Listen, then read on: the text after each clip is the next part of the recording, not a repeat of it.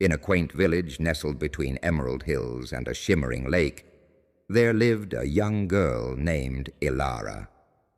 Arara had a voice like no other, clear, sweet, and full of emotion. Her singing brought joy to the hearts of the villagers, who would gather around to listen to her melodious tunes every evening. But Arara's life was not as joyful as her songs. She had lost her mother when she was very young, and her father, a fisherman, struggled to make ends meet.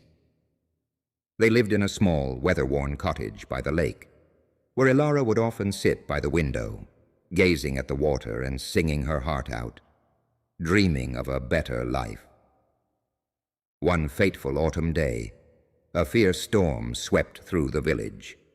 The wind howled and the rain poured down in torrent, causing the lake to swell and flood the village. Arara's father, out on the lake, trying to secure his boat, was caught in the tempest. Despite his strong will, the storm was merciless, and he was lost to the depths of the turbulent waters. Arara was devastated. The village mourned with her, but no words could heal the wound of losing the last family she had.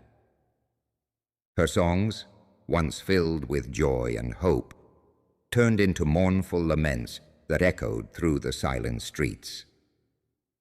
As winter set in, the village seemed to lose its vibrancy.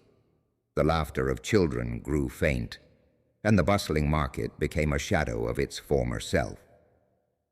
Arara's sorrow was mirrored in the eyes of her neighbors, who dearly missed the light her voice had brought to their lives. One evening, as Arara sat by the window staring at the frozen lake, she noticed an old man trudging through the snow towards her cottage. He was a stranger to the village, cloaked in a thick, tattered coat and carrying a worn-out violin case. He knocked on the door, and Arara, though wary, opened it to let him in from the cold. The old man introduced himself as Maestro Lorenzo, a wandering musician who had once been famous for his extraordinary violin performances. He had heard of Arara's beautiful voice and had come to the village hoping to find solace for his own weary soul. Lorenzo listened to Arara's story and her songs of sorrow.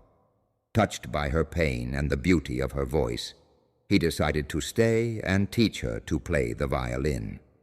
He believed that through music, she could find a way to heal her broken heart. Days turned into weeks, and weeks into months. Under Lorenzo's guidance, Arara's fingers learned to dance on the strings of the violin, producing melodies that blended seamlessly with her singing. Slowly, the mournful tunes began to transform into harmonious symphonies that brought warmth to the coldest of hearts. Spring arrived, and with it, a renewed sense of hope. The villagers, drawn by the enchanting music emanating from Arara's cottage, began to gather once more.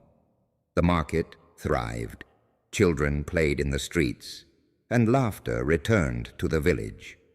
Arara's music had woven a tapestry of joy and unity, healing not only her own heart, but the hearts of those around her. One sunny afternoon, a grand celebration was held in the village square. Arara and Maestro Lorenzo performed together, their music filling the air with an ethereal beauty that seemed to touch the heavens. As the last notes faded, the villagers erupted in applause, tears of joy glistening in their eyes. Arara looked out at the smiling faces and felt a warmth she had not known for a long time. She realized that while she had lost much, she had also gained a new family and a profound sense of purpose. Her music, once a refuge from sorrow, had become a beacon of hope and happiness. From that day on, Arara's songs were no longer just melodies. They were stories of resilience, love, and the unbreakable spirit of her village. And so, in the heart of the Emerald Hills and by the shimmering lake, Arara's voice soared, a timeless testament to the power of music and the enduring strength of the human soul.